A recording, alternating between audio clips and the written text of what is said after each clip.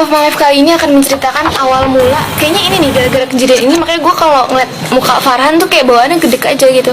Ya nggak tahu Farhan siapa, Farhan tuh abang gue.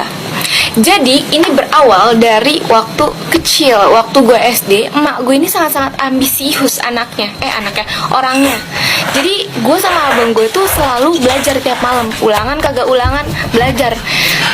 Libur itu cuma malam minggu, jadi sisanya setiap malam belajar dari jam 6 habis maghrib sampai jam 8 malam. Jadi nggak ada tuh yang namanya gue main malam-malam tuh nggak ada. Apakah dengan belajar setiap hari gue dan Farhan menjadi orang yang pintar di kelas? Tidak. Kenapa? Karena ketika disuruh belajar, udah gini doang nih buku, kagak dibaca, jadi kayak bengong doang. Nah, suatu malam belajar nih seperti biasa kan, cuma karena gue lagi gabut gitu, gue males banget bengong doang tuh.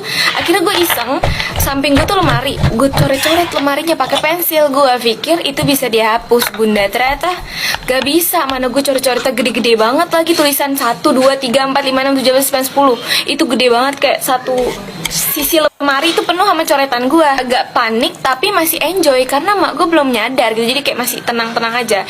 Nah, suatu malam abang gue yang duduk di situ gitu, gantian gue nggak duduk di situ pas belajar. Dia melihat tulisan coretan itu dan dia tahu gue yang mencoret.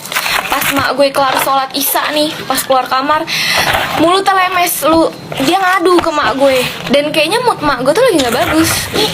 Padahal udah emak-emak kayak remaja labil tau nggak, moodnya naik turun, nggak bercanda. Ya udah, bukan hanya omelan yang gue dapatkan, tapi pukulan, tonjokan pakai celurit tuh. Gue kaget, dari mana nih celurit gitu kan. Ternyata mak gue dulunya suka tawuran, yoi. Apakah gue menangis? Oh jelas tidak, gue pakai wapak di situ kan. Jadi gue kayak, ayo pukul lagi gitu. Enggak dong, enggak lah, gila. Gue nangis, sambil nangis tuh gue ngeliat abang gue ketawa di pojokan. Terus kayak dalam hati gue tuh, karena gue saat itu belum belajar ngomong kasar ya, belum tahu tuh kata-kata kasar. Jadi kayak dalam hati gue cuma goblok tolol gitu.